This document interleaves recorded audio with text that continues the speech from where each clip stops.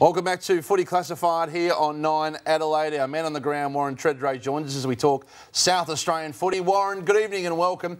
A wonderful effort by Port, but the town must be talking about Jared Pollock and his wonderful performance. Well, they're talking about everything, Hutchie. They're excited. Won the game Adelaide Crows play this week, but Pollock has been the find, and there's a bit of a backstory to this one because he was given pick 14. Port Adelaide gave up to Brisbane for him. In return, they got pick 21, and because of the silver lining, they actually think they've got him for nothing. If you can sort of follow this a little bit, the guy they picked in the back pocket, Jarman Impey, they were going to use pick 14 to get him, but at the draft got him at pick 21 that they got back from Brisbane. So they've found two young elite kicks, great decision makers. I think can potentially be 10-year players, and just looking at the way Polak moved, the way he hit up his forwards, the way he finished that beautiful goal on the run, I think value for money. You can talk about Mumford and Sydney and all these players. This guy could be the recruit for the year, considering the amount they're paying him, which is not a huge amount, and he's had a tough school too. And Lloydie, you'd have to like leading guys in that forward line. Oh, he's been sensational, Gaz, not just for one game. He did it right through the NAB Cup series, and I think it's another tick for Ken Hinkley. I think he said to him, get fitter, get harder. I'm not just going to give you a game, and he's playing that way at the moment. I hope you're not going off too early. I know Wazza is over there, that's understandable. We love what we saw, Wazza, but it's early days. But it is evident that this environment that Ken Hinkley and his physical conditioning team have put in place, they run games out as well as any team in the competition, and that's clearly had an impact on Pollock early days. No doubt about it, Gaz. And we're talking Darren Burgess. He was at Port Adelaide in the 07 year. He went off to the Socceroos, to the World Cup, off to Liverpool. And he had a choice. You get the choice to go to either Richmond, Adelaide or Port. Port Adelaide paid the money. A lot of people smacked him in this town saying he's not worth it, Port can't afford it. Last year, I think 5 come from behind wins best, or one of the best last quarter teams. And the numbers I'm hearing, they're doing 80 to 90 Ks a week at Alberton. And we talk Ken Hinkley, who you touched on. He meets every player on a Wednesday and tells them exactly where they stand, their role that he's expecting them to play. And certainly from their perspective, they've got everyone up and running at the moment. Well, can you meet with John the Butcher? Because I've got one of the great goal kickers of all time sitting next to me in Matthew Lloyd. Thanks, Gary.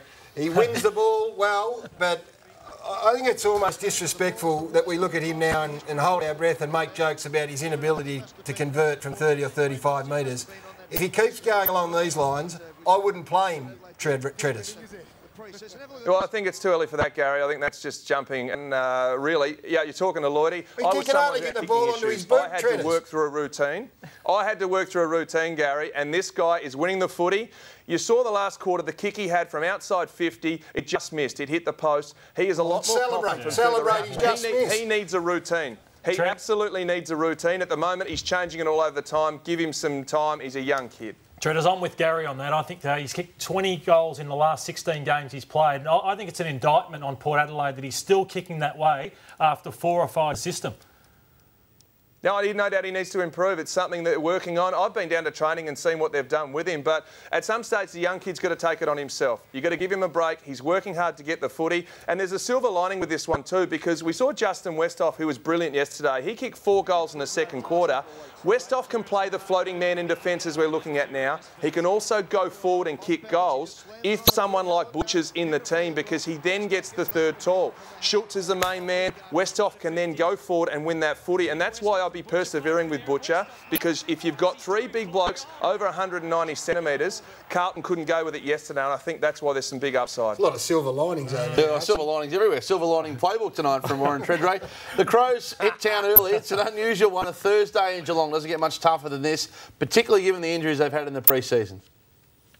Yeah, Hutchie, no outside run. That's my query. Jason Porplesia today in Adelaide said he expects they've got 30 or 34 players with AFL experience who can step in and fill the breach. If you look at the names, Van Berlo, Henderson, Douglas missing. We know Tex Walker's out, and Lynch is another one too. So the one area and the hold I've got on Adelaide is they don't have much outside run. Most of those guys are outside running players, and I think when you head down to the Cattery, whilst they beat them last time at Amy Stadium, I think they'll find it really tough. I am looking forward to seeing J-Pod line up against his old team, though. Hopefully he's playing. He had a little injury issue, but what I want to ask you... he's going to play. They'll wear the black armbands, of course, because of the very tragic passing of Dean Bailey, who was the assistant coach there last year. And Caroline, I believe this was a very significant day at Adelaide Oval on the Saturday. Big names went over there and paid their respects, and... Warren, I'm not sure if you were there or not, but they tell me it was a moving ceremony. Yeah, Gaz, I was there, and it was Andrew Russell, fitness coach from Hawthorn. Alistair Clarkson was there, Adelaide Football Club, Port Adelaide past premiership players and current players, Dom Cassisi and Kane Corns. There was a football fraternity everywhere, and it was a brilliant tribute. But one highlight, I must say, is to Phil Walsh, who was former West Coast assistant coach, Port Adelaide in his premiership in there, now back at Port.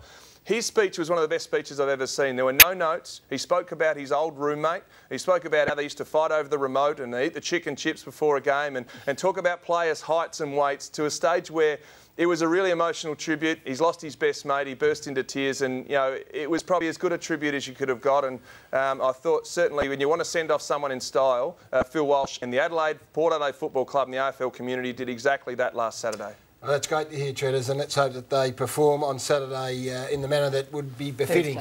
On Thursday, Dean Bailey. We're going to let you go, Treaders. We're going to keep you honest. We're holding you single-handedly responsible for John the Butcher. You get down and do something and fix his kicking, and we'll keep an eye on it throughout the course of the year. Thanks for joining us. We'll see you next week.